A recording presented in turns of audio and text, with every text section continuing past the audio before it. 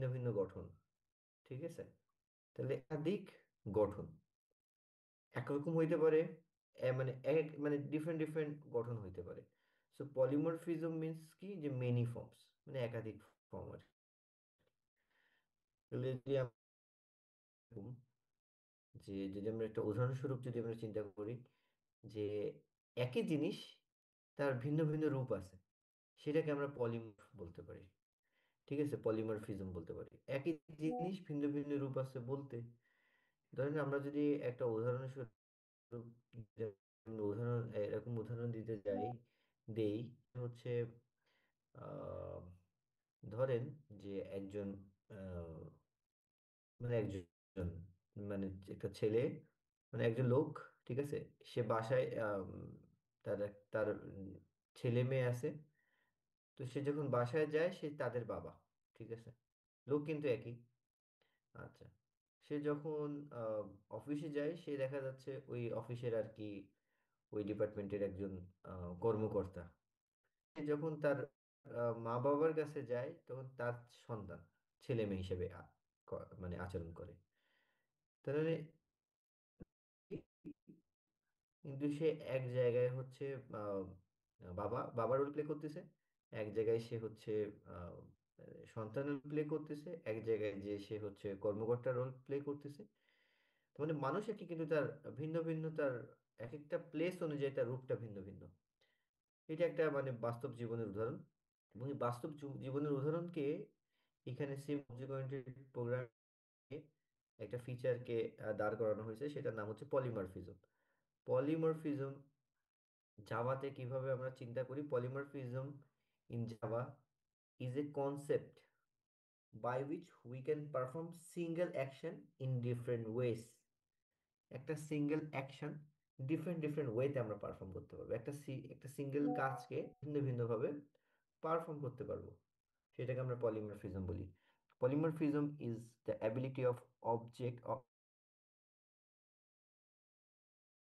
Of an object. একটা অবজেক্টকে আমরা নিয়ে চিন্তা করতে পারি, একটা অ্যাবিলিটি নিয়ে চিন্তা করতে পারি ভিন্ন ভিন্ন ফর্মে। ঠিক আছে, the most common use of polymorphism in object oriented programming occurs in a parent class reference। এখানে এই কথাটা ইম্পর্টেন্ট। ঠিক আছে, parent class reference is use refer to a child class object. তাহলে প্যারেন্ট ক্লাসের ব্যবহার করতে চাচ্ছি রেফারেন্স, আর সে ইউজ করবে চাইল্ড ক্লাসের অবজেক্টকে। এটা হচ্ছে most common use of polymorphism. আরও ইউজ হইতে পারে, তার মধ্যে এটা একটা অন্যতম।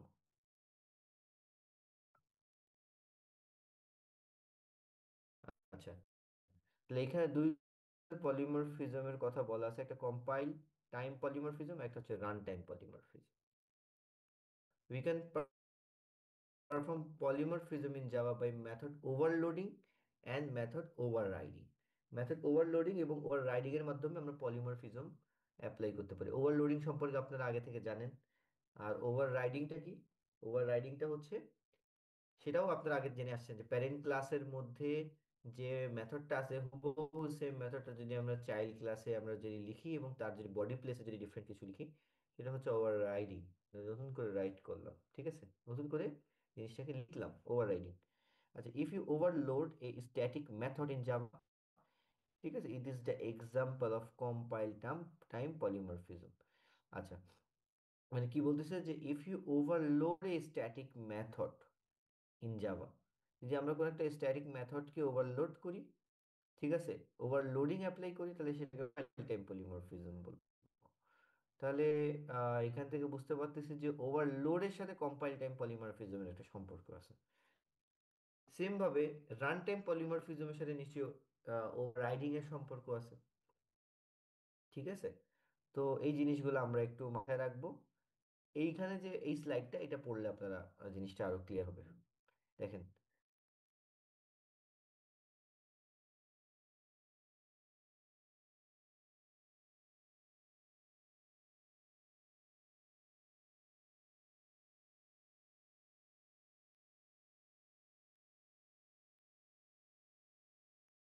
আচ্ছা আমি একটু পরে, আপনি 1 মিনিট পরে ইয়ে করতেছি, একটা কল আসছে।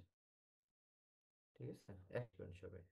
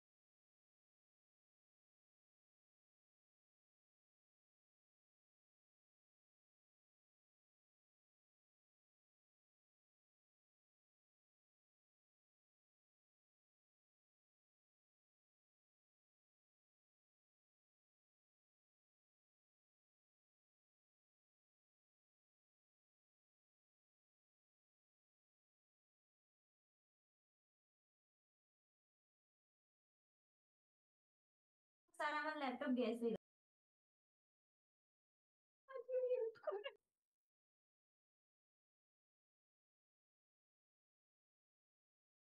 এই কি ল্যাপটপে? কার ল্যাপটপে কি হয়েছে?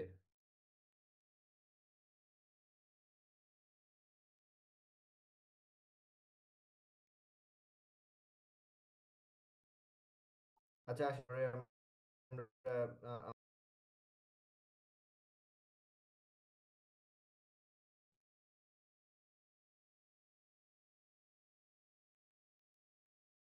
সবাই আমার কথা শুনতে পাচ্ছেন? হ্যালো?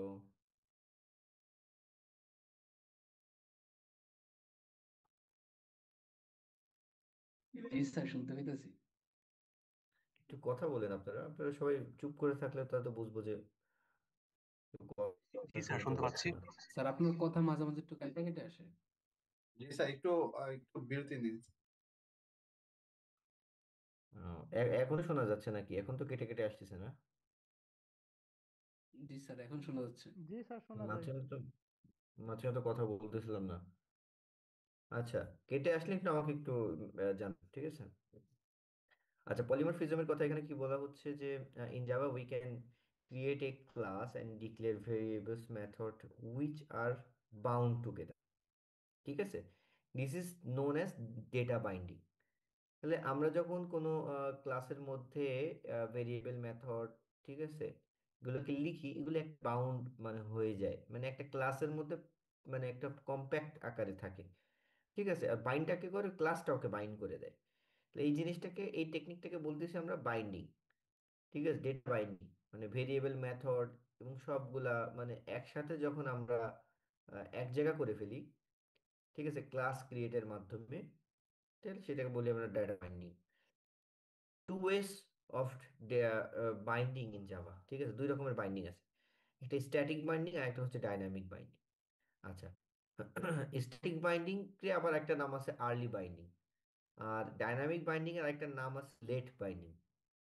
স্ট্যাটিক বাইন্ডিং এর কথা বলা হচ্ছে যে স্ট্যাটিক বাইন্ডিংটা হচ্ছে কম্পাইল টাইমে।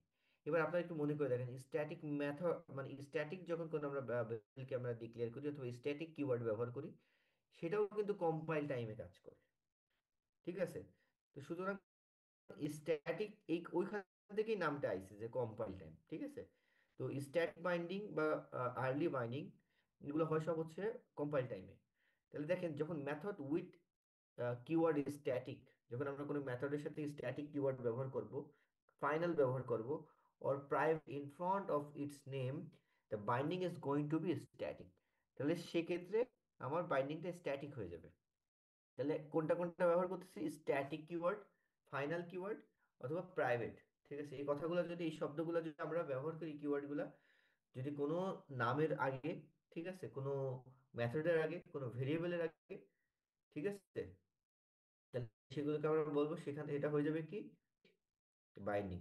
মানে স্পেশালি মেথডের আগে, ঠিক আছে, মেথডের আগে যদি আমরা ফাইনাল ব্যবহার করি, প্রাইভেট ব্যবহার করি, কিওয়ার্ড ব্যবহার করি, সরি স্ট্যাটিক ব্যবহার করি, এই কিওয়ার্ডগুলো ব্যবহার করি, সেক্ষেত্রে সেটা কি কম্পাইল টাইম এক্সিকিউট হবে, এবং সেইগুলো হচ্ছে স্ট্যাটিক কিংবা early binding.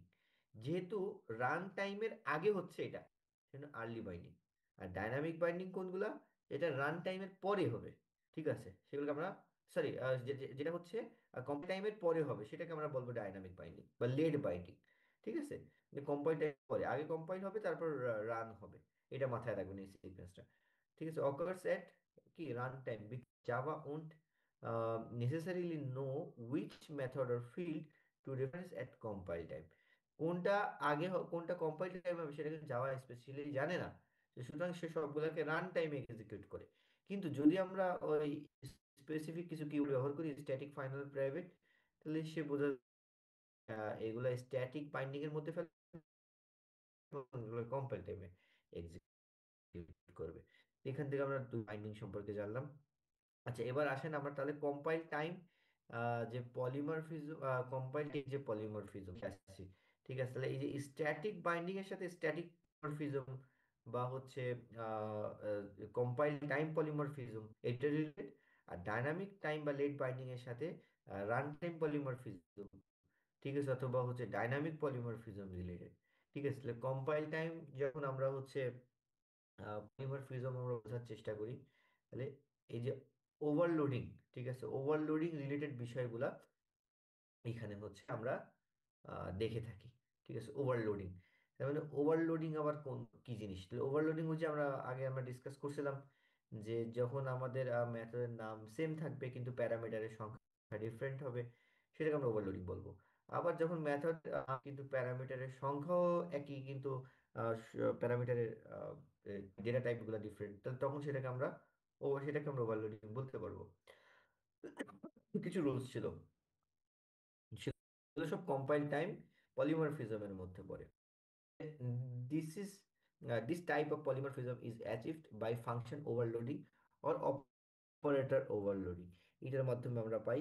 But Java does not support the operator overloading, operator overloading Java support করে না, কিন্তু সি প্লাস প্লাস সাপোর্ট করে। আচ্ছা, আমার একটু ইচ্ছা আছে, কিন্তু অনেক সময় লাগবে, আমি সি প্লাস প্লাসও দেখাবো আপনাদেরকে। আমার ইচ্ছা আছে সি প্লাস প্লাসের কি বলে যে আহ,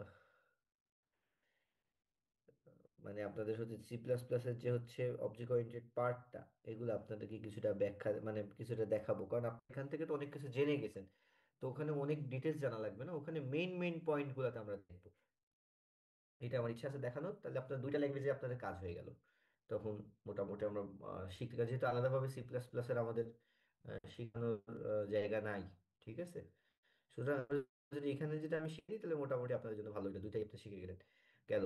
আর মানে জাভার দিছি ওইটা কাভার করবে আপনার রেস্ট অফ দা যে বই যে রিলেটেড যে গ্রাফিক্যাল ইউজার ইন্টারফেস রিলেটেড বিষয়গুলো, ওটা আপনাদের অ্যাসাইনমেন্টের মাধ্যমে আপনারা শিখবেন, ঠিক আছে। তো ওই দিকটা ফোকাস দেবেন, ওখানে কিন্তু বেশ কিছু মার্ক আছে, সুতরাং সেভাবে আপনারা ওইটাকে ইয়ে করে কি, ঠিক আছে, ভালোভাবে একটা ভালো একটা বেসিক তৈরি করে ভালোভাবে আপনারা ওইটা মানে প্রেজেন্ট করবেন এবং ভালোভাবে একটা প্রজেক্ট রেডি করবেন। আচ্ছা, এরপরে আসেন। ও, আপনাদের একটা কাজ দেখার কথা ছিল মনে হয়।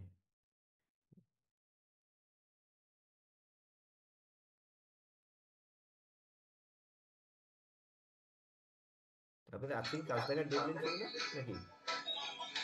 স্যার অনলাইনে কি দেখতে পারবেন? না মানে ডেডলাইন আজকে ছিল কিনা সেটা বলেন, আমি আজকে দেখবো না, এখন তো রাত হয়ে গেছে, আজকে দেখবো না আমি। ডেডলাইন না স্যার, 25% দেখবেন বলছিলেন। হুম, টোয়েন্টি, ওইটাই তো 25%। ডেডলাইন তো প্রত্যেকটার একটা একটা করে আমি পার্ট করে দিছি নাকি? 25% 7 তারিখ বা তারপরে, তারপরে হচ্ছে তারপরে কি, তারপর আবার কোন ডেট আছে?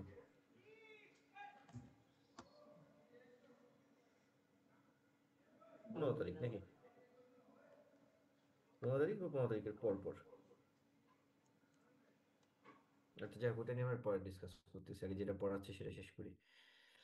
আচ্ছা, তাহলে কি বলতেছে এখানে যে মেথড ওভারলোডিং, তাহলে আমরা when there are multiple functions with the same name but different parameters, then this type of functions are said to be overloaded, ঠিক আছে।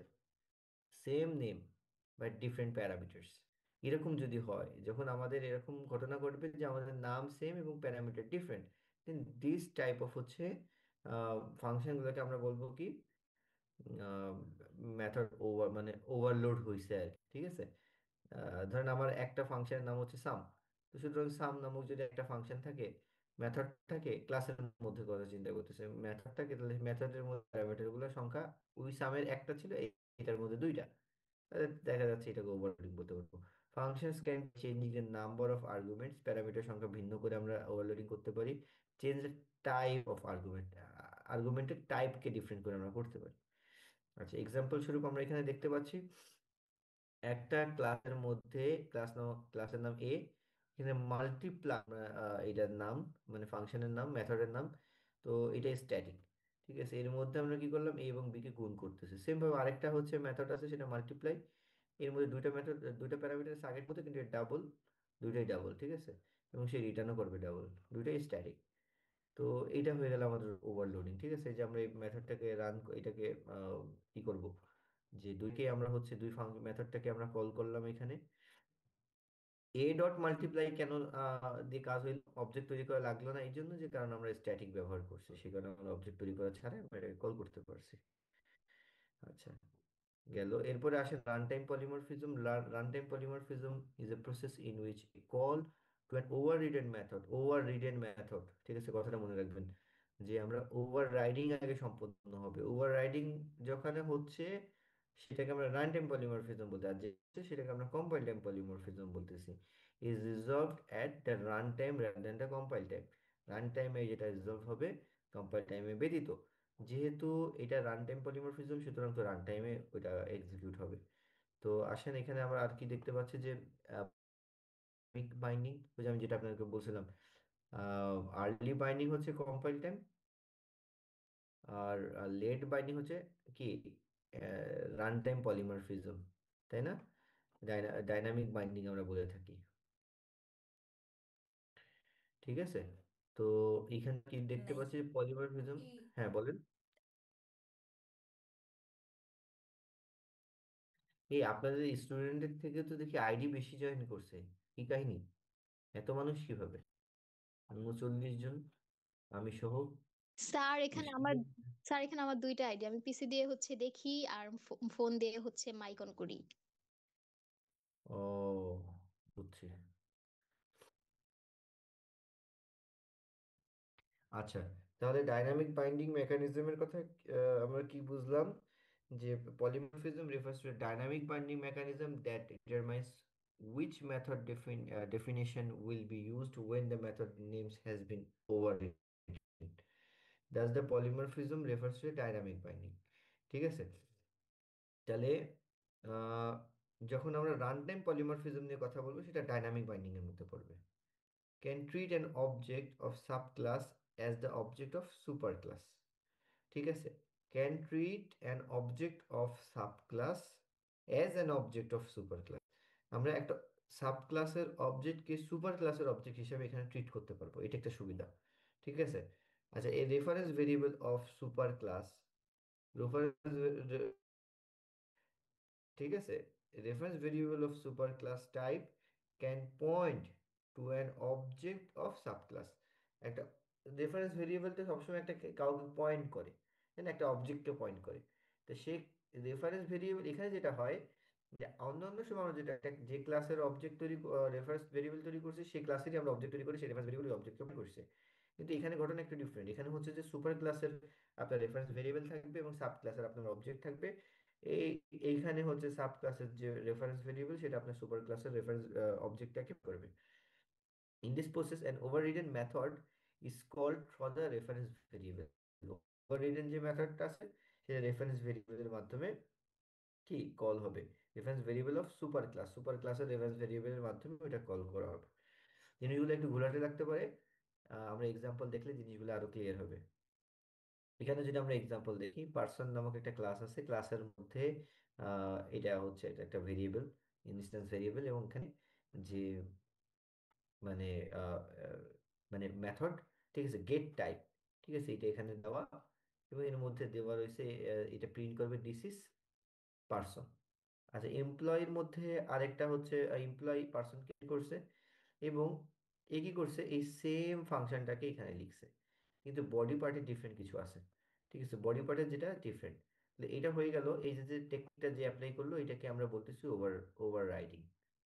এই পর্যন্ত ওভাররাইডিং।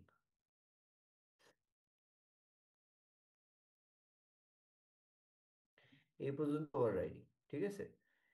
তা যেহেতু এই পর্যন্ত ওভাররাইডিং, তাহলে পলিমরফিজম কোথায় আসলো? পলিমরফিজম এবার আসবে অবজেক্ট তৈরি করার টেকনিক এর মাধ্যমে। ঠিক আছে, এবার আসেন, যেহেতু এটা সুপার, ওইটা হল উপরেরটা হলো সুপার ক্লাস আর নিচেরটা হচ্ছে আপনার কি সাব ক্লাস। ঠিক আছে, এখন আমরা এই কথাটা আরেকবার একটু পড়ে আসি। কি বলছে যে এই reference variable of super class type can point an object of কি সাব। সুপার ক্লাসে থাকবে রেফারেন্স ভেরিয়েবল, তবে এই ক্লাসে থাকবে রেফারেন্স ভেরিয়েবল, ঠিক আছে, আর এই ক্লাসে থাকবে কি আমার, বলেন,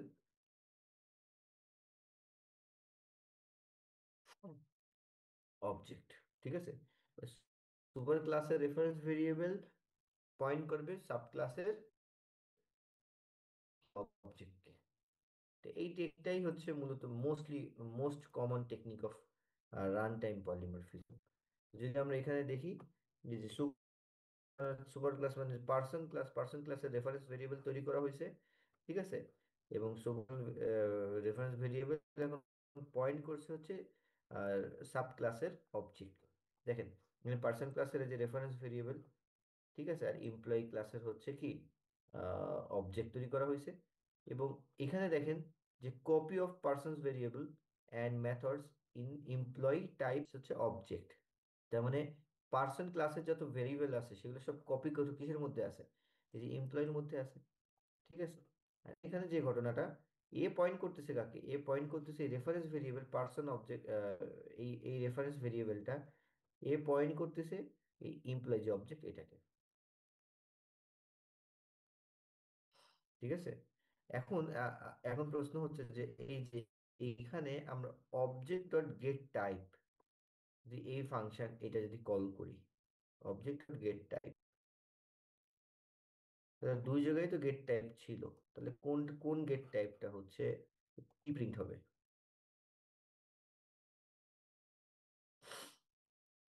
দেখেন এখানে দেখে রাখেন, this is person, this is an, this is a person, the employee, মানে এখানে প্রিন্ট হবে কোনটা?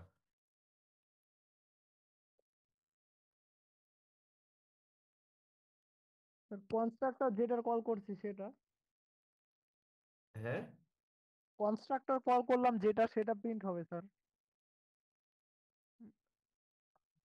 কনস্ট্রাক্টর যেটার কল করছে সেটা স্যার এমপ্লয়ি, এমপ্লয়ি। এমপ্লয়িটা হবে।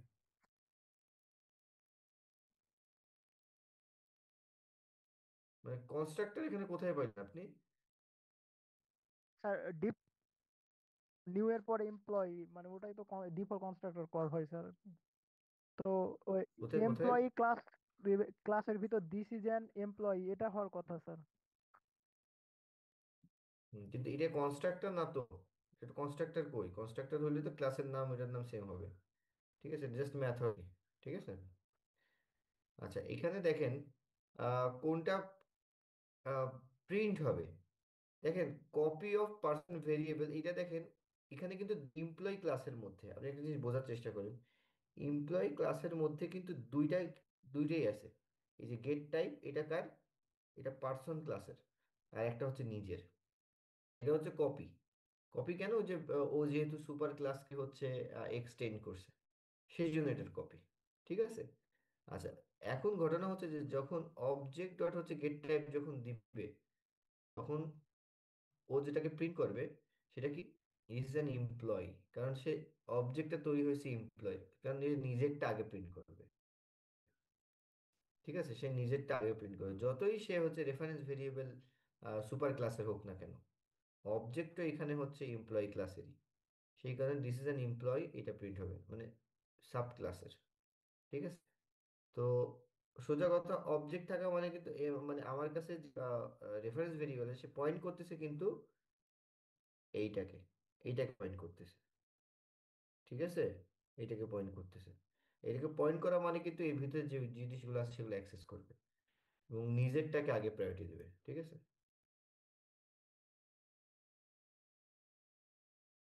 বুঝলে? এখন ঘটনা হচ্ছে যদি আমরা একই সাথে দ্বিতীয় লাইনে প্রিন্ট করতে চাইতাম দিস ইজ অ্যান এমপ্লয়ি, এরপরে লিখতে চাইতাম দিস ইজ অ্যান, ঠিক আছে, দিস ইজ এ পার্সন, তখন কি করা লাগতো?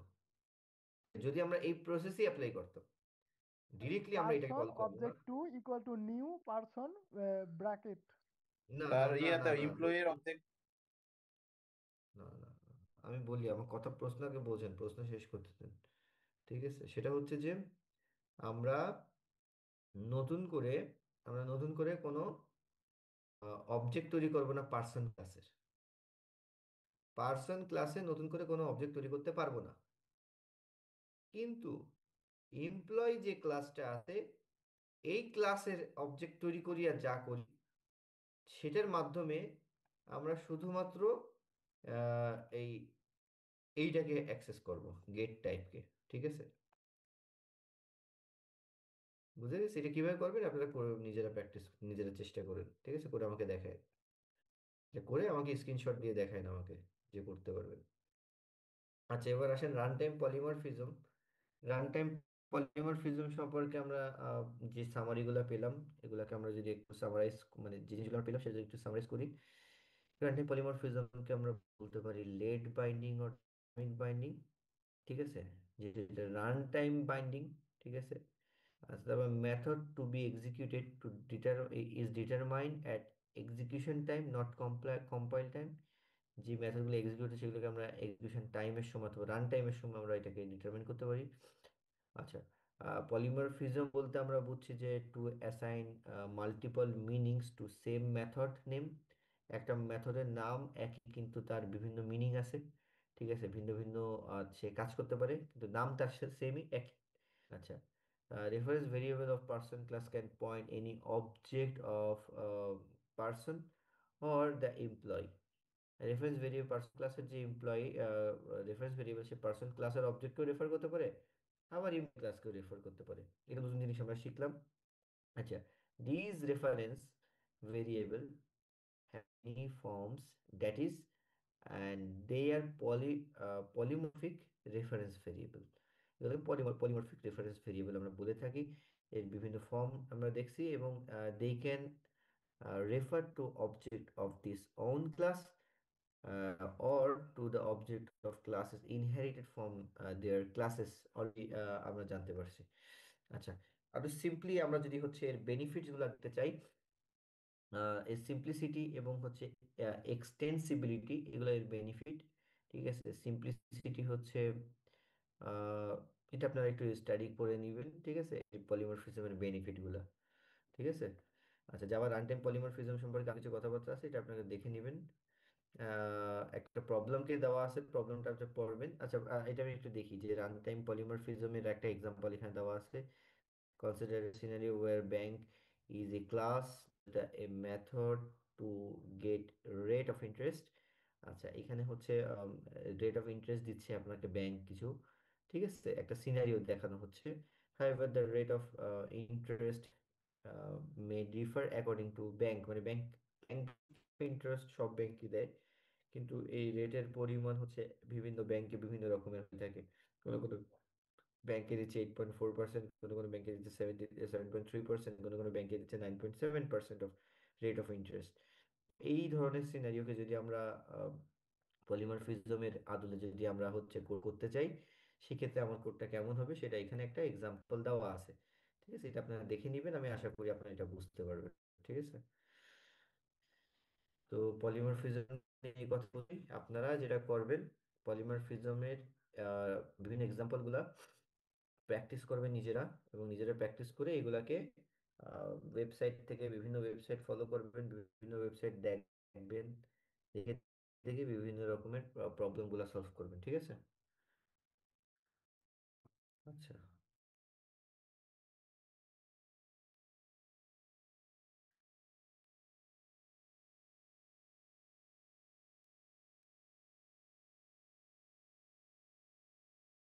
আচ্ছা, আপনারা দেখতে পাচ্ছেন এই নতুন স্লাইডটা?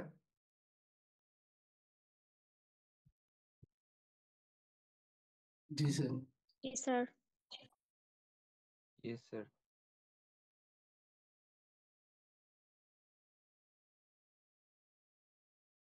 আচ্ছা, আপনাদের এই পর্যন্ত যা যা পড়ানো হয়েছে এগুলো একটু আপনারা স্টাডি করেন। ঠিক আছে, আমি একটা কুইজ টেস্ট নিতে পারি মাঝখান থেকে। ঠিক আছে, একটা কুইজ টেস্ট নিব যে কোনো, মানে আপনারা মানে এটা ক্লাস, আপনাদের মানে ক্লাস আপনারা যে যা যা পড়ে পড়াই গেছি আর কি, ঠিক আছে, এগুলোর এরকম ভাবে এগুলোর উপরেই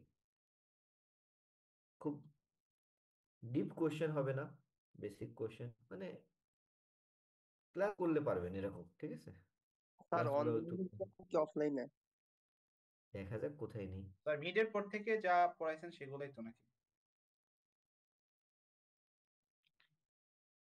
মিডের পর থেকে হওয়া উচিত, কিন্তু ফাইনালে কিন্তু ওরকম ভাবে ডিটারমাইন নাই যে আপনাকে এইটুখান থেকে এইটুকু। ফাইনালে তো মিডের আগে যা পড়ানো হয়েছে সব ইজি ইজি জিনিস। ঠিক আছে, মিডের আগে তো, মিডের স্যার পরে আমাদের যে সিলেবাসটা জিনিসগুলো দিয়ে দিলে ভালো হয় স্যার, সেমিস্টার ফাইনালের। সিলেবাস খুবই সহজে যদি আমি বলি, ইনহেরিটেন্স থেকে শুরু করে নিয়ে সবকিছু। ঠিক আছে, ইনহেরিটেন্স থেকে শুরু করে নিয়ে সবকিছু। ঠিক আছে, সহজ ভাষায়। ঠিক আছে, আর আর যদি কোনো কিছু ইনক্লুড করতে হয় তাহলে আমি বলে দেবো, কিন্তু আমার মনে হয় যে আর কিছু লাগতেছে না, লাগলে আমি বলে দেবো নি। ইনহেরিটেন্স থেকে শুরু করে সবকিছু, মানে ওই একেবারে ইনহেরিটেন্স। হ্যাঁ, আর কিছু লাগলে আমি বলবো, সমস্যা নেই। ঠিক আছে স্যার। পড়াইছি সাথে এই পর্যন্ত সব তো আছেই, দেখা যাচ্ছে যে আরো কিছু দুই একটা ইনক্লুড হবে এখানে। স্যার এক্সামে কোড করতে দিবেন নাকি লিখিত হবে? কোড করতেও দেওয়া হবে, লিখতেও দিতে হবে, ব্যাখ্যাও থাকবে। কোডকে আপনারা ইরর ধরা লাগতে পারে, মডিফাই করতে হতে পারে, কোডের মধ্যে পয়েন্টে কথা বলতে হতে পারে যে এখানে ইরর আছে, ইররটাকে সলভ করে দিয়ে আপনি ঠিক করে করেন। ঠিক আছে, মানে এরকম কোশ্চেন গুলো থাকবে। প্রোগ্রামিং কোশ্চেন তো আপনারা দেখছেন আগে পরে, পরীক্ষা তো দিয়েছেন আগে, তাই না? এবং মিড টার্ম পরীক্ষা দিয়েছেন, জানেন। ঠিক আছে, আউটপুট ট্রেস করা হতে পারে, আউটপুট ট্রেস করতে বলা হতে পারে। ঠিক আছে, নেস্টেড ক্লাস নিয়ে প্রবলেম থাকতে পারে। নেস্টেড ক্লাস, আচ্ছা নেস্টেড ক্লাস এটাও কিন্তু আপনারা প্র্যাকটিস করেন। নেস্টেড ক্লাস, ক্লাসের মধ্যে ক্লাস, ঠিক আছে, এগুলো থাকতে পারে। না আসলে হয় কি যে প্রোগ্রামিং কোর্সগুলো এরকম যে আসলে বাদ দেওয়ার মতো কিছুই থাকে না, ঠিক আছে। এগুলো দেখা যাচ্ছে একটা আরেকটার সাথে না সূত্র ধরে চলে আসে, একটা আরেকটার সাথে রিলেটেড। আসেন এক্সেপশন হ্যান্ডলিং। এক্সেপশন হ্যান্ডলিং, এই স্লাইডটা দেখতে পাচ্ছেন, এক্সেপশন হ্যান্ডলিং। এক্সেপশনটা কি? এক্সেপশনাল নাকি কথা আছে না, এক্সেপশনাল, একটু এক্সেপশনাল। এক্সেপশনাল মানে কি? শাহন, না সোহান,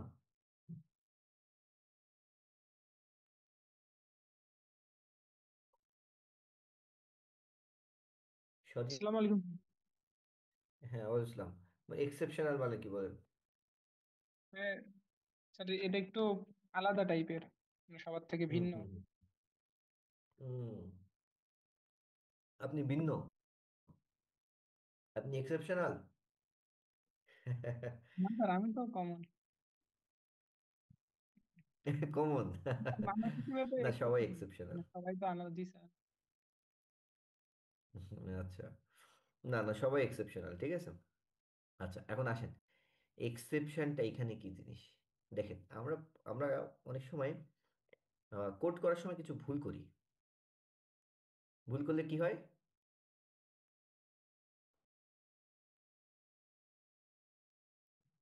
ভুল করলে কি হয়? এরর আসে নাকি?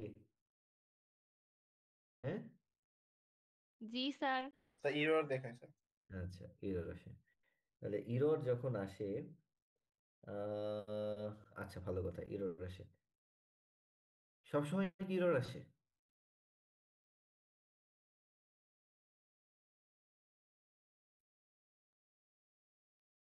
অনেক সময় কিছু কিছু এরর রান কেন টাইমে হয়? হয় স্যার। কিছু সময় গার্বেজ ভ্যালু দেখায়। স্যার রান হ্যাঁ টাইমে হয়, কিছু কিছু কম্পাইলে হ্যাঁ, হয় না। অনেক সময় এরর, এরর আসে না, অনেক সময় এক্সেপশন আসে। ঠিক আছে, এইভাবে আমরা শুরু করলাম তাহলে। তা এরর আসে না, অনেক সময় এক্সেপশনও আসে। আচ্ছা আসেন exception. Exception is a abnormal condition that arises at runtime. রানটাইমের সময় যে কিছু abnormal condition ঘটে সেগুলা, ঠিক আছে।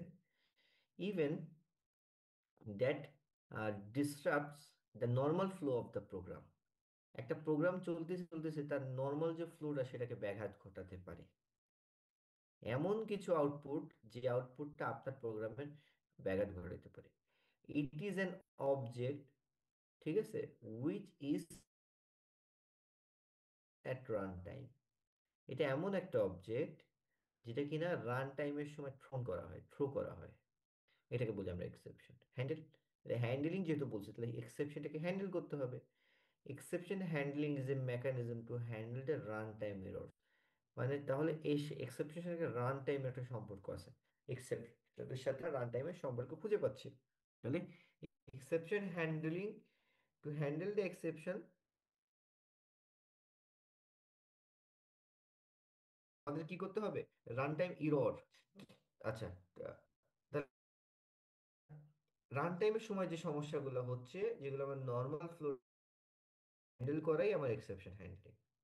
Normal flow of the application can be maintain করে, নর্মাল ফ্লো যেটা মেনটেন হয়। আচ্ছা, it is an object which is thrown at run time, যেটা কিনা রান টাইমে থ্রো করা হয়। Exception handling is done with the object exception object, ঠিক আছে। এই এক্সেপশন হ্যান্ডলিংটাকে আমরা পারফর্ম করতে এক্সেপশন অবজেক্ট মাধ্যমে, ঠিক আছে। কিছু সেন্টেক্স দেখে থাকি আমরা, একটু দেখি এই ইরর এবং মানে এই জিনিসগুলো আমরা একটু দেখি। সেন্টেক্স ইররটা কি, টাইম ইররটা কি, এবং লজিক ইররটা কি জিনিস, ঠিক আছে। মানে তিন টাইপের ইরর আছে এখানে। সেন্টেক্স ইরর, আচ্ছা তাহলে এটা দেখেন, আপনারা দেখে আমাকে বলবেন, আপনাদের থেকে জিজ্ঞেস করব। একটু পড়েন, স্টাডি করেন, একটু পড়ে আমাকে বলেন, যে বলতে পারবেন হেল্প করবেন। 1 মিনিট সময়।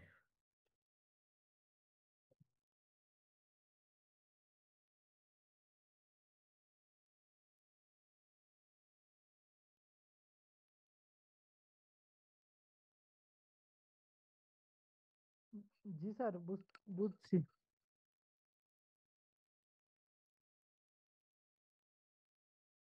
বুঝে থাকলে হ্যান্ড রেজ করবেন।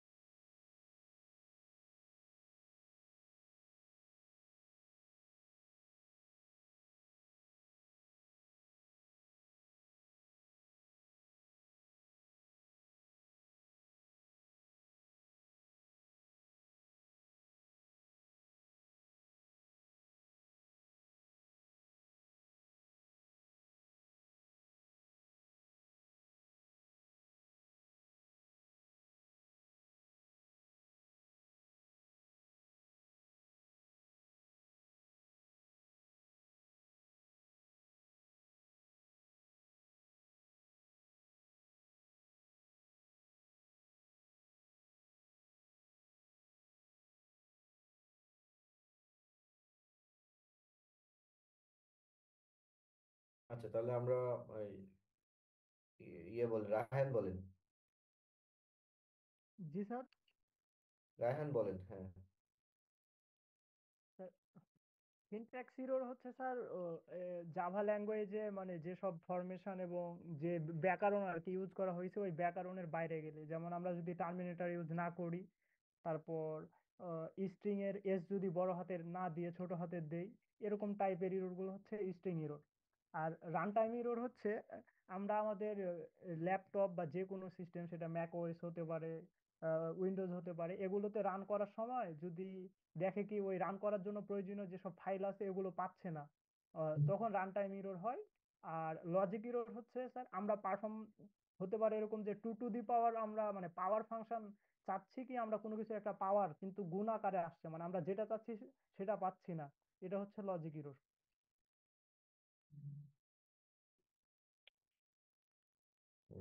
আচ্ছা, গুড। ইয়ে বলেন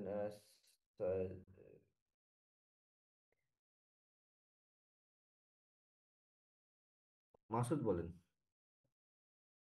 সিনট্যাক্স এরর হচ্ছে গিয়ে ধরেন স্যার আমি কোন একটা আহ, মানে সেমিকোলন দেই না কোন একটা কোডে, বা হচ্ছে ব্র্যাকেট আটকায় দিছি, সো এটা হচ্ছে কম্পাইল যখন করবে পুরো কোডটা, তখন সিনট্যাক্স বাই সিনট্যাক্স হচ্ছে ইয়ে করে, মানে দেখে চেক করে যে পুরো কোডটা ঠিক আছে কিনা সিনট্যাক্সটা। তখন যদি কোন সেমিকোলন কোন একটা ব্র্যাকেট মিসিং হয়, সেখানে হচ্ছে কম্পাইলারে মানে হচ্ছে ওইটা ধরে ফেলে। সো এটা হচ্ছে সিনট্যাক্স এরর। আর রান টাইম এরর হচ্ছে স্যার মানে পুরোটা সব ঠিকঠাক আছে সিনট্যাক্স, এখন হচ্ছে স্যার এটা ইয়েতে সমস্যা, যেমন স্যার আমি যদি জিরো দ্বারা ভাগ করি কিছুকে, তখন স্যার এটা হচ্ছে মানে ইরর আসবে। কারণ ওটা আসলে স্যার ইম্পসিবল একটা জিনিস, কিন্তু ওটাতে সিনট্যাক্সে কোনো ভুল নাই, এই জন্য স্যার এটা ইরর আসবে, সেটা run time error.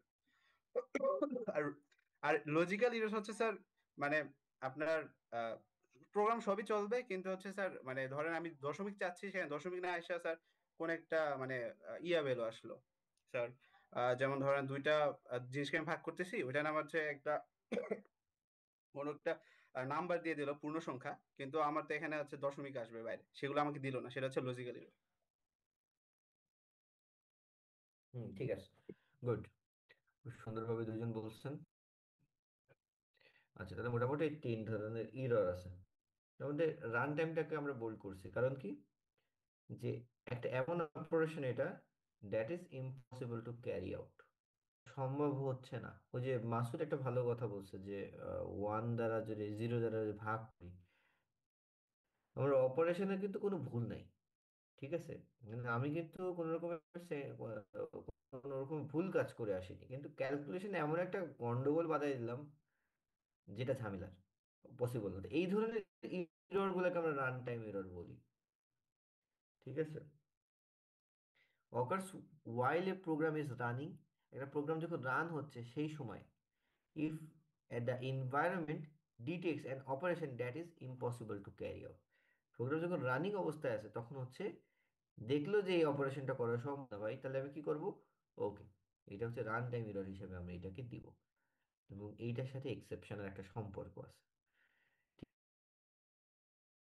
Run time error যেই ব্লক অফ কোডে আমার আসতে পারে, সেই ব্লক অফ কোডকে আমি বলে দিব যে সেটা হলো এক্সেপশন অ্যারাইজ হইতে পারে ওখানে, ওই জায়গাটাকে আমরা হ্যান্ডেল করব, ওই জায়গাটাকে আমরা হ্যান্ডেল করবো। হ্যাঁ, রায়হান কিছু বলবেন?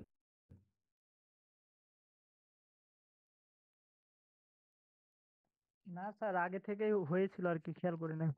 হুম, আচ্ছা, সমস্যা নেই। আচ্ছা, তাহলে দেখেন, এবার এক্সেপশনকে আমরা দেখি। এক্সেপশন দুই ধরনের এক্সেপশন, একটা চেকড এক্সেপশন, একটা হচ্ছে আনচেকড এক্সেপশন। চেকড এক্সেপশন কোনগুলো? আর চেকড অ্যাট কম্পাইল টাইম, ঠিক আছে, ইনপুট আউট এক্সেপশন, এই ধরনের অবজেক্ট গুলোকে নিয়ে কাজ করে, এগুলোকে আমরা চেকড এক্সেপশন বলি। আপাতত এটা বুঝে রাখেন যে are checked at compile time, compile টাইমে যেটা চেক করা হয়। আর আনচেকড এক্সেপশন কোনগুলা? যেগুলাকে আমরা রান টাইম, যেগুলোকে আমরা যেগুলো পাই, ঠিক আছে, রান টাইম এরর হিসেবে, যেমন are not checked at compile time rather than they are checked at run time. Compile time check হয় না, কিন্তু কোথায় চেক হয়? রান টাইমে। যেমন অ্যারিথমেটিক এক্সেপশন, যেমন ওই যে মাসুদ যেটা বললো, এমন জায়গায় অ্যারাইজ হলো যেখানে আপনি দুই দিয়ে শূন্য দিয়ে ভাগ হয়ে যাচ্ছে, তাহলে আমি দুইটা ফিল্ড তৈরি করলাম জাভায়, আহ, এক একটা হচ্ছে দুইটা মানে প্রথম সংখ্যা দ্বিতীয় সংখ্যা, দুইটা ফিল্ডে দুইটা সংখ্যা সে ইনপুট দিবে, ঠিক আছে, এবং সে ভাগের অপারেশন করবে, প্রত্যেকবার ভাগের অপারেশন করবে। তো আমি অনেক বড় বড় সংখ্যা দিয়ে আমি হুট করে একজন দিল কি, আহ, প্রথমটাকে দিল, প্রথম যে ফিল্ড সেখানে একটা মানে বড় একটা পজিটিভ সংখ্যা দিল, আর সেকেন্ড যে ফিল্ড সেখানে একটা জিরো ইনপুট দিল, অথবা ভুলক্রমে জিরো ইনপুট হয়ে গেল, তখন কিন্তু সে বড় সংখ্যাকে জিরো দ্বারা ভাগ করবে। এমন সিচুয়েশন যদি আহ, মানে হয়, তাহলে সেক্ষেত্রে কিন্তু আপনার যে সফটওয়্যারটা সেটা কিন্তু মানে ঝামেলায় পড়বে, ইরর ইরর ইরর ফেস করবে, ঠিক আছে। এটা রান টাইম ইরর। এবং এই রান টাইম ইরর মানে প্রোগ্রাম চলাকালীন যে ইররটা, সেটা যে যে ব্লক অফ কোডে হতে যাচ্ছে, সেই ব্লক অফ হচ্ছে একটু সিরিয়াসলি দেখবো, এবং সেই ব্লক অফ কোডকে আমরা এক্সেপশন হিসেবে, আনচেকড হিসেবে চিন্তা করব, এবং সেই ব্লক অফ কোডকে আমরা বিভিন্নভাবে হ্যান্ডেল করার চেষ্টা করব। সেটাই হচ্ছে এক্সেপশন হ্যান্ডেল, ঠিক আছে। Array index out of bounds exception, এটা এক এক ধরনের এক্সেপশন। ধরেন আপনি সাইজ ডিক্লেয়ার করছেন 10, কিন্তু আপনি ভ্যালু রাখতেছেন 12টা, ঠিক আছে, 13টা ভ্যালু রাখতেছেন। তাহলে অ্যারে সাইজ ডিক্লেয়ার করেছেন 10, কিন্তু ভ্যালু রাখতেছেন 13টা, মানে অ্যারের যে ইন্ডেক্সটা সেটা কিন্তু 10-এর চাইতে বেশি হয়ে গেল। এই ধরনের ঘটনাকে বলি array index out of bounds. আচ্ছা, তাহলে এগুলো আমরা বলি এক্সেপশন, এগুলোকে এক্সেপশন বলতেছি। তাহলে ইরর, ইররের কথা কি বল, ইরর ইজ কি বলতেছে, ইররিকভারেবল, ঠিক আছে, রিকভারেবল, ঠিক আছে, ইররিকভারেবল, রিকভারেবল, মানে যেখানে রিকভার করা যায় না, ঠিক আছে। আচ্ছা, আউট অফ মেমোরি ইরর, মানে এখানে আনচেকড ইরর আরেকটা ইয়ে হচ্ছে যে out of memory error, virtual machine error, ঠিক আছে, এগুলোকে আমরা বলতেছি ডিরেক্টলি ইরর। আচ্ছা, এখন আমরা এইগুলো সম্পর্কে একটু একটা একটা এখানে ফ্লো চার্ট না, এটা একটা জাস্ট একটা ডায়াগ্রাম দেখতেছি। থ্রোয়েবল একটা থ্রোয়েবল কি হচ্ছে, ইনহেরিট করছে এক্সেপশন, আবার এক্সেপশনটাকে ইনহেরিট করছে run time exception, input output exception, ঠিক আছে। এবং এই রান টাইম এক্সেপশনের মধ্যে আরো বেশ কিছু আমরা ক্লাস পাচ্ছি, সেগুলো হচ্ছে ক্লাস কাস্ট এক্সেপশন, এরকম ভাবে বেশ কিছু, যে এখানে আছে অ্যারিথমেটিক এক্সেপশন, ঠিক আছে, তবে index out of bound exception, ঠিক আছে, নো সাচ, মানে এরকম এই বিভিন্ন যে array index out of bound exception. Hierarchy of হচ্ছে জাভা যে এক্সেপশন ক্লাস, সেটা একটা হিয়ারার্কি, মানে এক্সেপশন ক্লাসে আমি যাইতে চাই, কোন ক্লাসে যেতে চাই, আমি যেতে যাচ্ছি যে অ্যারে আউট অফ বাউন্ড, কিন্তু আমাকে এটা বুঝতে হবে যে এ আসছে কোথা থেকে, এ আসছে ইন্ডেক্স আউট অফ বাউন্ড থেকে, এবং ইন্ডেক্স আউট অফ বাউন্ড যে এক্সেপশন সে আসছে আবার হচ্ছে রান টাইম এক্সেপশন, এবং রান টাইম এক্সেপশনটা আসছে এক্সেপশন ইনহেরিট করছে, এ আবার ইনহেরিট করছে ট্রাভেলকে, তো এরকম ভাবে ইনহেরিট হয়ে আসছে, ঠিক আছে। তো এটা জাস্ট হচ্ছে একটা হিয়ারার্কি। আচ্ছা, এখান থেকে দেখেন যে লেফট সাইডে হচ্ছে এক্সেপশন এবং রাইট সাইডে ইরর, ঠিক আছে। তাহলে ইরর এবং এক্সেপশনের মধ্যে অল্প কিছু পার্থক্য, সেটা হচ্ছে যে এক্সেপশন কিন্তু কি করা যাচ্ছে, যে এক্সেপশন গুলাকে কিন্তু আমরা হ্যান্ডেল করতে পারতেছি, ঠিক আছে, এক্সেপশন গুলাকে আমরা হ্যান্ডেল করতে পারতেছি, মানে আমরা ওই অংশটুকুকে যদি মার্ক করে যদি সেটাকে সেটার জন্য নেসেসারি কিছু কাজ করি, তাহলে সেটাকে হ্যান্ডেল করা যায়। তো ইরর গুলোর জন্য আবার ঝামেলা, ইরর গুলো কিন্তু সেখানে আমরা কোড রান টাইমে কিন্তু সেগুলোকে কিন্তু ডিরেক্টলি হ্যান্ডেল করা কিন্তু সহজ বিষয় না, রান টাইমে সেটা সলভ হবে না, ঠিক আছে। কিন্তু এক্সেপশন যদি হয়, এটা রান টাইম ইরর হয় এবং যদি সেটা এক্সেপশন অ্যারাইজ হয়, কোন একটা ব্লকে যেটা আমরা বুঝতে পারি এখানে এক্সেপশন অ্যারাইজ হচ্ছে, এটা রান টাইম ইরর আমাকে দিবে, এবং এটা মানে তাহলে সেক্ষেত্রে আমরা যেটা করতে পারি, ওখানে ওই জায়গাটা আমরা এক্সেপশন হিসেবে মানে আহ, চিন্তা করে, এবং ওটার জন্য নেসেসারি যে কোডটা সেটা আমরা আমরা লিখবো। আচ্ছা, এখানে দেখেন যে system error are thrown by the JVM and represented in the error class. The error class describes the internal system errors. Such error rarely occurs. ঠিক আছে, মানে এই ধরনের এরর গুলা সিস্টেম যে ডিফল্ট গুলা হয়, সিস্টেমের যে ডিফেক্ট, সিস্টেমের যে প্রবলেম, কোন একটা কোরে সমস্যা হয়ে গেছে, কোন একটা হচ্ছে এক্সিকিউশন ইউনিটের কোন একটা প্রবলেম হচ্ছে, কোন একটা জায়গায় কোন একটা জায়গায় এক্সিকিউশনের সময় প্রসেসরে কোন একটা জায়গায় প্রবলেম হয়েছে, এরকম ধরনের ক্ষেত্রে এরর গুলো আসে। এবং সেক্ষেত্রে যেটা করে যে আমাদের জেভিএম, জেভিএম হচ্ছে জাভা ভার্চুয়াল মেশিন, সে আমাদেরকে একটা এররের সিগন্যাল দেয়, ঠিক আছে। কিন্তু যে এরর গুলো সিস্টেমের সমস্যার কারণে না, যেগুলো রান টাইমে এক্সিকিউশন, এগুলো কিন্তু এখানে বুঝতে হবে বিষয়টা, দুইটাই কিন্তু এক্সিকিউশনের সময় হচ্ছে, এটাও রান টাইমের সময়, এটাও রান টাইমের সময়, কিন্তু এইগুলাকে আমি হ্যান্ডেল করতে পারবো না, কারণ এটা হার্ডওয়্যার রিলেটেড হতে পারে সমস্যা, ঠিক আছে, ভার্চুয়াল মেশিন থ্রেড ডেড, ঠিক আছে, থ্রেড মরে গেল, মানে ইয়ে হয়ে গেল, নষ্ট হয়ে গেল, থ্রেডটা কাজ করতেছে না, থ্রেডটা কোনো কারণে হয়ে গেল, ঠিক আছে, এইডব্লিউটি এরর, ঠিক আছে, এই ধরনের জিনিসগুলোকে আমরা বলতে পারি যে আহ, মানে ডিরেক্টলি সিস্টেম এরর। কিন্তু এই এক্সেপশন বিষয়টা কিন্তু রান টাইমের সাথে সম্পর্কিত, এটাও রান টাইমের সাথে সম্পর্কিত, কিন্তু এটা হলো রান টাইম সম্পর্কিত, এবং কিন্তু এটা হার্ডওয়্যার জনিত না, আবার কোডের কোন একটা জায়গা আমাকে রান টাইমে প্রবলেম তৈরি করবে, ঠিক আছে। তো আমাদের ফোকাসটা, মেইন ফোকাস লেফট সাইডে, রাইট সাইডে না, আমাদের মেইন ফোকাসটা কোথায়, লেফট সাইডে, ঠিক আছে, আমরা মেইন ফোকাসটা দেবো হচ্ছে লেফট সাইডে।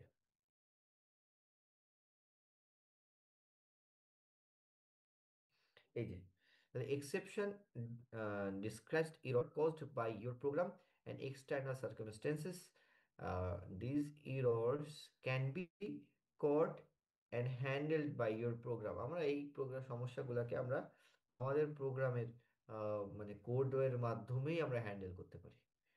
আমরা বুঝতেছি এইটুক ফিল্ডের জন্য আমি বুঝতেছি যে এখানে একজন ইউজার ইনপুট 0 দিতেই পারে, দিলেই আমি হচ্ছে এখানে array out of bound, sorry, এই দিলেই আমি এখানে একটা এক্সেপশন অ্যারাইজ হবে, একটা ইনফাইনাইট একটা আমার আউটপুট আসবে।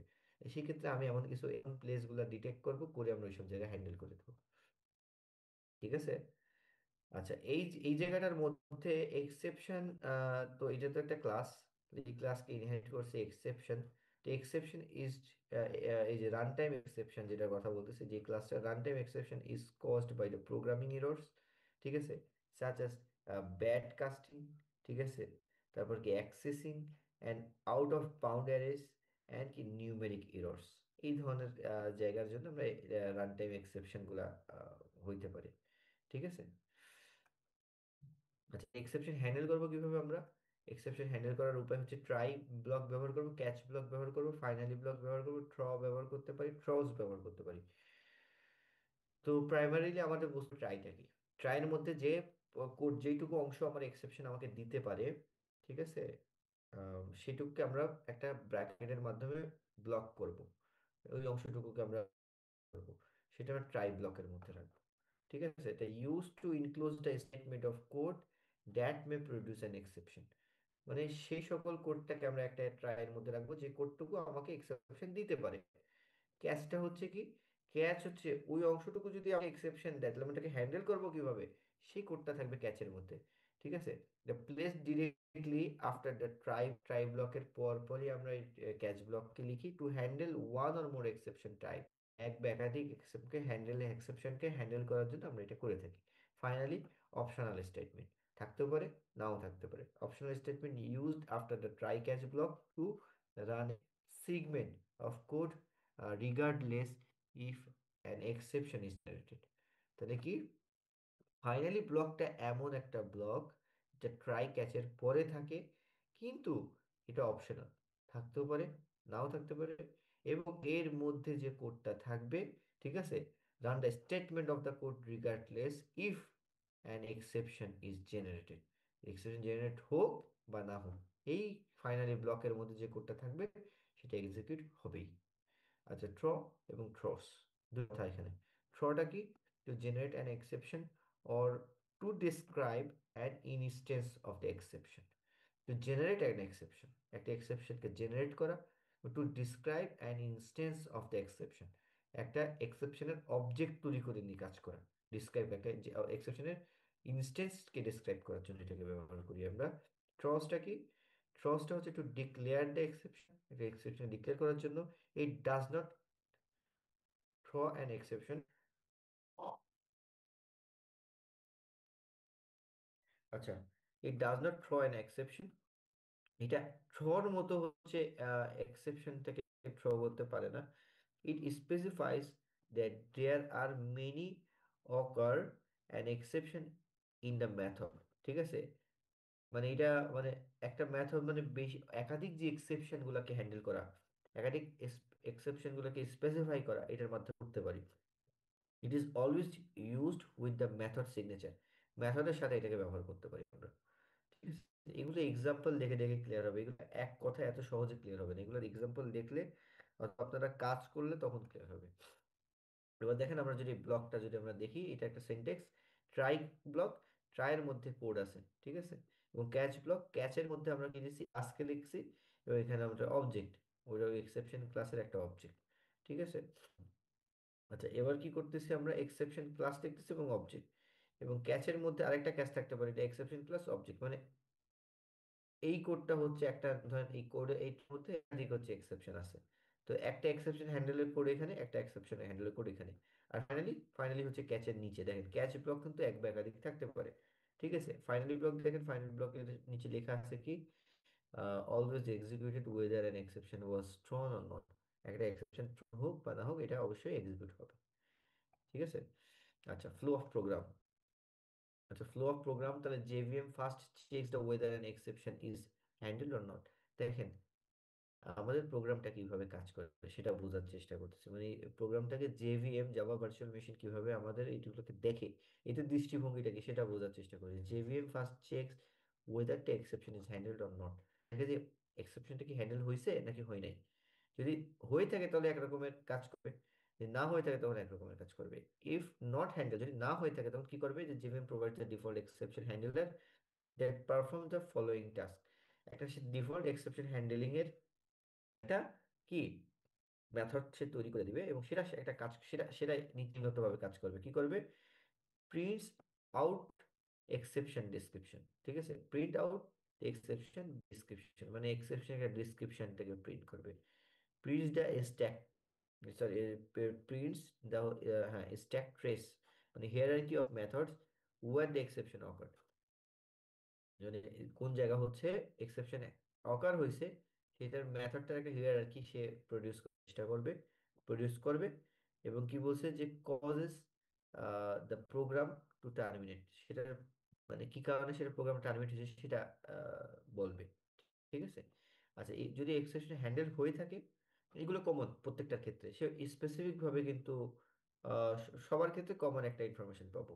তো যদি এক্সেপশন হ্যান্ডেল করা থাকে তখন কি হবে, ধরেন আপনার এক্সেপশন হচ্ছে, এই ধরনের ইনফো আমরা দিচ্ছি, আউটপুট দিচ্ছি, যে ও আমাকে একটা এরর দিল, কিন্তু কোনো কাস্টমার যখন আপনার যখন অ্যাপ যখন ব্যবহার করবে, সে অ্যাপে যখন সে কোনো একটা কারণে এক্সেপশন আপনাকে প্রডিউস করে দিল, তখন তাকে আপনাকে সাজেশন দিতে চান যে না, আপনার তো এটা এক্সেপশন অথবা ঝামেলা আছে, আপনি এটাকে রিফরম্যাটিং করে আপনি আপনার ইনপুটটাকে আবার সাবমিট করেন। তো সেক্ষেত্রে তো আমার জেভিএম এই হেল্পটা আমাকে করবে না জীবনেও, সে তো আমাকে কোডারকে হেল্প করতে, সে তো কাস্টমার হেল্প করবে না।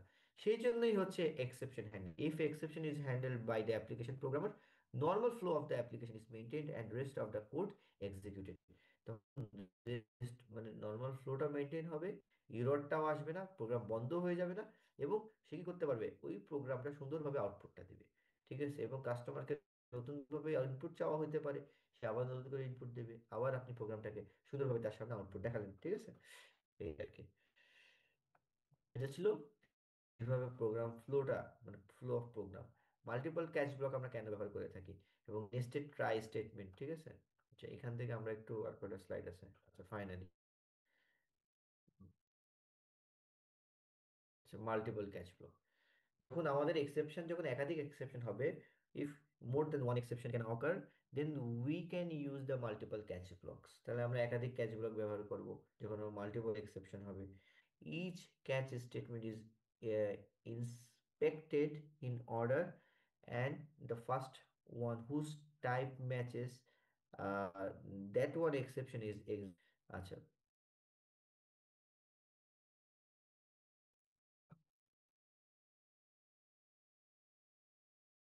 আচ্ছা শুনতে পাচ্ছেন আপনারা, একটু নেট ইস্যু হচ্ছে মনে হচ্ছে। জি স্যার, আটকে গেছিল কিছুক্ষণ, শুনতে হ্যাঁ, এলাম না, শুনতে দুই পাচ্ছি স্যার। 5-7 সেকেন্ড। পাঁচ সাত, আমি বুঝতে পারছি, আমার নেটের একটা সিগন্যাল দিছে, কিন্তু আমি থেমে গেলাম 5-7 সেকেন্ড, তো আমি 7 সেকেন্ড একটু থেমে গেছিলাম। আচ্ছা, যখন সিগন্যাল দিছে যে ভালো আসতেছে না। আচ্ছা, তাহলে মাল্টিপল ক্যাচ ব্লক কখন ব্যবহার করতে, যখন আমার একাধিক এক্সেপশন আসবে। আচ্ছা, এবার ঘটনা হচ্ছে যে আমি মাল্টিপল একটা কোডে যদি যদি এমন হয়, একটা কোড একাধিক এক্সেপশনটাকে অ্যাকসেপ্ট করে, কোড একই, সে এক্সেপশন দিতে পারে একাধিক, তাহলে সে কোন ক্যাচ ব্লকের মধ্যে যাবে, যেটা আগে ম্যাচ করবে সেটাই যাবে। when an exception is thrown, each catch statement is inspected in order, প্রত্যেকটা অর্ডার অনুযায়ী যেভাবে আমরা লিখছি, একটা একটা করে চেক করে ওয়ান বাই ওয়ান, যেটার সাথে প্রথমে ম্যাচ করবে, first one whose type matches that of the exception is executed, যেটা আগে এক্সিকিউট করবে। After one catch statement executes, the other are কি বাইপাসড, যখন একটা যখন এক্সিকিউট হয়ে যাবে তখন আরেকটা অন্যগুলোকে বাইপাস করে দেবে, ঠিক আছে। নেক্সট ট্রাই ব্লকে আসেন। এই try statement can be inside the block of another try block, একটা ট্রাইয়ের মধ্যে একটা ট্রাই থাকতে পারে। কি হতে পারে, ধরেন কেন এটা হবে, each each time a try statement is entered and context of the exception is pushed on the stack, মানে যখনই মানে আমরা ট্রাই ব্লকের মধ্যে কোনো কোড লিখবো, তখনই সে কি করবে, স্ট্যাকের মধ্যে সেই জিনিস স্ট্যাক একটা স্টোরেজ সিস্টেম আপনারা মনে করেন। আচ্ছা, আপনারা ডেটা স্ট্রাকচার পড়তেছেন, এখন জানেন স্ট্যাক কি জিনিস। তো স্ট্যাকের মধ্যে যে আপনারা যে ট্রাই, আমরা যখন ট্রাই স্টেটমেন্ট যখন আমরা দিব, সেই যে এক্সেপশনটা সে কি করে এটাকে পুশ করে দেয় স্ট্যাকের মধ্যে, ঠিক আছে। এবং পুশ করলে তো আপনারা জানেন যে 1 বাই 1 আমি যখন আবার পুশ করি তখন আরেকটা যে ওর উপরে যে জমা হয়, আরেকটা ওর উপরে জমা হয়, এরকম ভাবে কিন্তু একটার পর একটা কিন্তু জমা হইতে থাকে। জমা যখন হয় তখন আমরা ওখান থেকে পপও করতে হয়, পপ করলে তো দেখা যাচ্ছে যে একটা অর্ডারে পপ হবে, ঠিক আছে। তো এইভাবে আর কি। সে করে আগে ওগুলাকে একটা স্ট্যাকের মধ্যে রাখে। If an inner try statement does not have a catch, যখন ইনারের যখন হচ্ছে ক্যাচ থাকে না, then the next try statement catches handles are inspect for match. যখন একটা যখন থাকবে তখন আরেকটার যেটা সেটাকে ম্যাচ করবে, ঠিক আছে। If A method call within a try block has, if method call within a try block, এমন যদি হয় যে ট্রাই ব্লকের মধ্যে একটা মেথড কল হয়, তখন কি ঘটনা করতে পারে, within a try block has try block within it, then it is still nested try block. আচ্ছা, এখানে একটু বোঝার, এই কথাগুলা দিয়ে অনেকটা ক্লিয়ার হবে না, এটা এক্সাম্পল দিয়ে ক্লিয়ার হবে, ঠিক আছে। ট্রাই ব্লকের মধ্যে ট্রাই ব্লক রাখে, কিভাবে কাজ করে। আগে নর্মালি একটা ট্রাই ব্লক, একটা ক্যাচ ব্লক এবং একটা ফাইনালি ব্লক, এইটা কিভাবে কাজ করে সেটা দেখলে বাকিটা ক্লিয়ার হয়ে যাবে। তো এখানে একটা মানে এক্সাম্পল দেওয়া, যে কিছু স্টেটমেন্ট ট্রাই এর মধ্যে দুইটা স্টেটমেন্ট আছে এবং এর মধ্যে আরেকটা ট্রাই আছে, তার মধ্যে দুটো স্টেটমেন্ট আছে। আর এটা হচ্ছে ক্যাচ ব্লক। এখানে যেটা ঘটনা, এই ট্রাই ব্লকের জন্য এই ক্যাচ ব্লক, মানে এর যেখানে ব্র্যাকেট শেষ হয়েছে এটার জন্য এই ক্যাচ ব্লক, এবং এই ট্রাই ব্লকের জন্য এই ক্যাচ ব্লক, ঠিক আছে। তো এই ঘটনা, এই কথাটাকেই মানে এখানে একটু প্যাচগোজ দিয়ে বলছে, সেটা আপনাদের জন্য একটু কঠিন হয়ে যাচ্ছে, ঠিক আছে। ফাইনালি ব্লকটা কি, আমি বলছিলাম যে ফাইনাল ব্লক সবসময় এক্সিকিউট হবে। It is a block, it is always কি executed to perform the some important task such as the closing connections, ঠিক আছে, স্ট্রিম এক্সেট্রা। এগুলোর জন্য আমরা ফাইনালি ইয়ে করি, use to put the clean up code such as the closing A file, closing connection etcetera. এগুলো হচ্ছে সব আমরা ফাইনালি ব্লকে লিখে থাকি। Finally creates A block of code that one be executed after try or catch block has completed.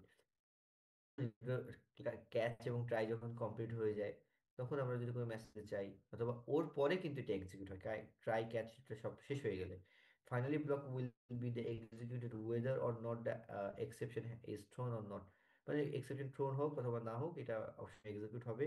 আচ্ছা, is try clause requires at least one catch or finally clause, মানে এখানে একটা খুব ইম্পর্টেন্ট কথা, যে ট্রাই ক্লসের অবশ্যই অ্যাট লিস্ট এক হচ্ছে কি ক্যাচ ব্লক লাগবে, তাহলে একটা ফাইনালি লাগবে, ঠিক আছে। এটা মাথায় রাখতে হবে। আচ্ছা, দুইটা কথা বলছে, before the terminating the program জেভিং এক্সিকিউটস দ্য যদি কোনো ফাইনালি ব্লক থাকে সেটাকে এক্সিকিউট করবে জেভিএম। এবং কি বলছে যে finally must be followed the try and catch block.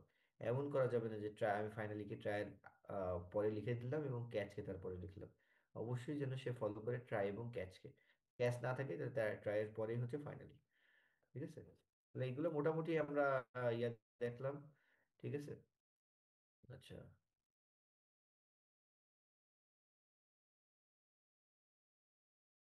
আচ্ছা, আমরা পরের দিন আরো কিছু এখানে এক্সাম্পল আছে পরের স্লাইডে, তখন আমরা এক্সাম্পল সহ পরেরটুকু দেখবো, ঠিক আছে।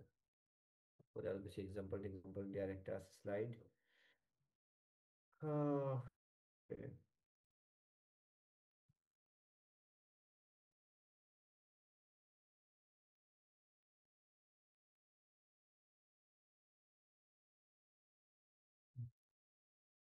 ঠিক আছে, তাহলে আজকে এই পর্যন্ত।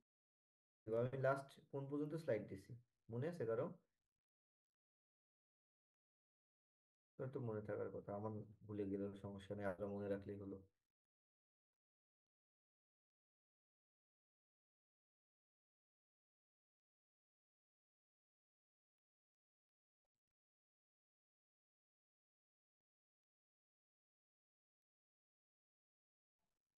স্যার 12 পর্যন্ত দিয়েছেন।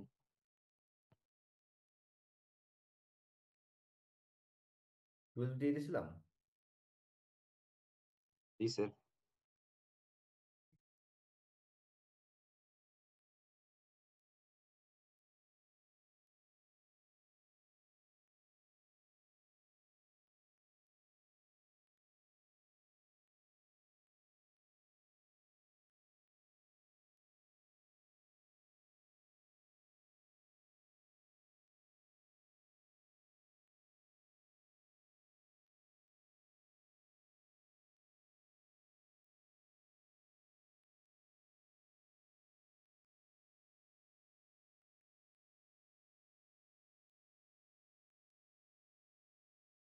12 পর্যন্ত দিছি।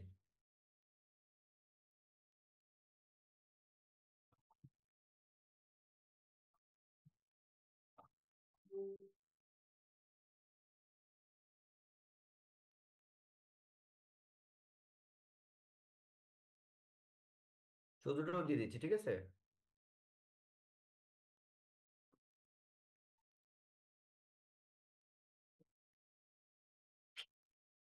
সময় নাই।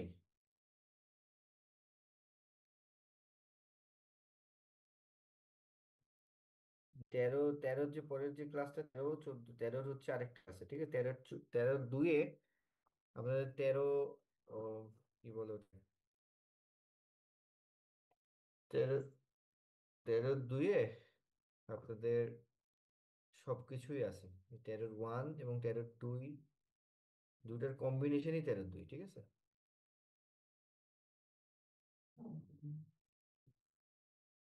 স্লাইড দেখেন, দেখতে পাচ্ছেন তো আপনারা? আমরা দিয়ে দিচ্ছি আপনারা গ্রুপে, দেখেন, চেক করেন। আচ্ছা শোনেন, তাহলে আপনাদের কুইজ টেস্ট, যেটা আমি বলছি, কুইজ টেস্ট 10টা হবে এবং 10 তারিখের পরে এনি টাইম, ঠিক আছে। আপনারা আপনাদের মতো প্রিপারেশন, মানে ক্লাসে যদি মনোযোগী থাকে সেটার বেসিসে, এটা আপনার আলাদাভাবে ইয়ে না, ঠিক আছে।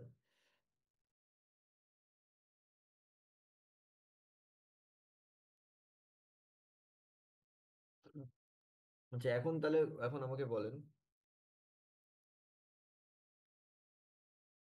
যা যা পড়ানো হয়েছে কারো কোনো প্রশ্ন আছে এখান থেকে?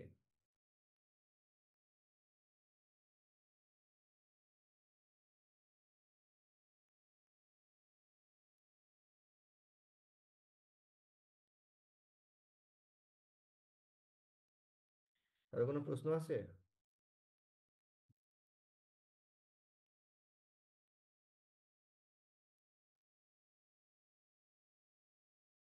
কারো কোনো প্রশ্ন নাই? আর এগুলা আসলে ইমপ্লিমেন্টেশন না করলে বুঝবো না, যেমন স্যার ফাইনালি ক্যাচ ট্রাই এগুলা স্যার প্রথম প্রথম তো স্যার বুঝতে হ্যাঁ কঠিন হ্যাঁ হতো। হ্যাঁ। আচ্ছা সেটা আরেকটা ওই স্লাইডের যে একটু একটু কোড মানে দেখলে ওখান থেকে আরেকটু ক্লিয়ার হবে, ঠিক আছে, ওইটা সমস্যা নাই। প্রায় এটা তো 2টা ক্লাসে দেখাই, তো একটা ক্লাস হইলো, আরেকটা ক্লাসে বুঝতে পারবেন, সমস্যা নেই। আচ্ছা তাহলে এখন মোটামুটি এই পর্যন্ত থাকুক, আজকে অনেক রাত হয়ে গেছে, ঠিক আছে, আমারও বেশ কিছু কাজ আছে। তো সবাই ভালো থাকেন, ঠিক আছে। আর আপনাদের যে রুটিন আপডেটের ব্যাপারে আমি জানাই দিছি, তো ওইটা আপনার সোয়াপিং করে দিচ্ছি নাকি, ঠিক আছে। আপনাদের কবে যেন, 27 তারিখ, একটা 28 27 তারিখ, তারিখ স্যার। আর একটা 28 তারিখ, একটা হচ্ছে 3 তারিখ। জি স্যার। তো 28 তারিখ এবং 3 তারিখের মধ্যে আমি সোয়াপ করে দিচ্ছি আর কি, যে আহ, মানে এক্সামটা যেন সোয়াপ করে হয় আর কি, ঠিক আছে। আর সবসময় শোনেন, যে রুটিন দেওয়া হবে সেটাই আপনারা ফলো করার চেষ্টা করবেন, কারণ কি যে অনেক সময় কঠিন এক্সামের মানে এগুলোর সাথে অ্যাডাপ্ট হওয়াটা উচিত, কারণ ভবিষ্যতে যখন পরীক্ষা টরীক্ষা দিবেন, চাকরির পরীক্ষা বলেন অথবা অন্যান্য জায়গায়, এই ডেটগুলো আসলে আপনার ইয়েতে হবে, ঠিক আছে। ওগুলোর সাথে একটু অ্যাডাপ্ট হলে আপনাদের জন্য ভালো। হ্যাঁ, পরীক্ষা মানে বিশেষ পরীক্ষা মানে তখন আপনার মাথায় থাকবে যে আসলে সব পরীক্ষার তখন এখন একসাথে আপনার মাথায় মানে চিন্তা থাকবে, ঠিক আছে। সব কন্টেন্ট গুলো একসাথে তখন মাথায় ঘুরপাক খাবে। কোনটার ওই সময় তার বন্ধ, 2 1 দিন যে বন্ধ থাকে ওইটার উপর তো তেমন ওই সময় তার পড়ার কথা না, ঠিক আছে। যা পড়াশোনা হবে আগে হয়ে যাওয়ার কথা। যাক তারপরেও এরকম যখন বিষয় থাকবে, তখন আপনারা যেটা করবেন, যে কোনো রকম কোনো ডেটে নিয়ে প্রবলেম থাকলে অথবা এরকম মনে হয় যে না এটা এরকম হলে ভালো হয়, ঠিক আছে, এরকম যে চিন্তা থাকে, সেক্ষেত্রে নিজেরা ডিসকাস করে সিআর নামাবেন, ঠিক আছে। সিআর তারপর আমাকে ইনফর্ম করবে, ঠিক আছে। এইভাবে করলে সবচেয়ে ভালো, আমি বুঝতে পারবো না সবার অবজারভেশন আছে, ঠিক আছে। ওই যে আজকে যেমন রায়হান বললো, রায়হান বলার পর আমি কিন্তু মনে করলাম এটা হয়তো রায়হানের নিজের অবজারভেশন। তো পরে আবার দেখলাম যে ইরফান আমাকে বললো, তখন আমি বুঝতে পারলাম যে না হয়তো সবার তাহলে আমি ইরফানের কাছ থেকে আগে শুনছি যে আপনি কি সবার কাছ থেকে শুনে বলতেছেন। তো সুতরাং এখানে কিন্তু সবাইকে মতামত দিতে হবে, ঠিক আছে। সবাই নিজে সবার কথা বলবে। একটা ডিসিশন যখন আমাদের পক্ষ থেকে হয়, এটা কিন্তু টিচারদের পক্ষ থেকে হয়ে গেল, ঠিক আছে। যখন আপনারা কোনো কিছু একটা রিকোয়েস্ট করবেন, সেক্ষেত্রে যেন এমন হয় যে যেন সবাই মতামত দিচ্ছে এরকম, তাহলে একজনকে একজন দুজন ইগনোর, তখন আবার ঝামেলা, তারা আবার কষ্ট পাবে, ঠিক আছে। তো এই জিনিসটা অবশ্যই আপনারা খেয়াল রাখবেন।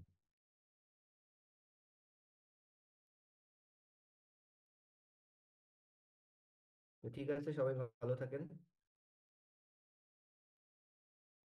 আর আপনার প্রজেক্টের যে 25% কাজ, ওটা আমি 10 তারিখের একবারে আমি হচ্ছে ওই যে সেকেন্ড যে ডেডলাইনটা দিয়েছিলাম ওই সময় দেখবো। ওটা সম্ভবত 15 তারিখ দিয়েছিলাম। তো 15, 16 এরকম 15, 16 এই ধরনের ডেটের আগে দেখবো আমি আপনাদের, ঠিক আছে? Pretty boy, Raya.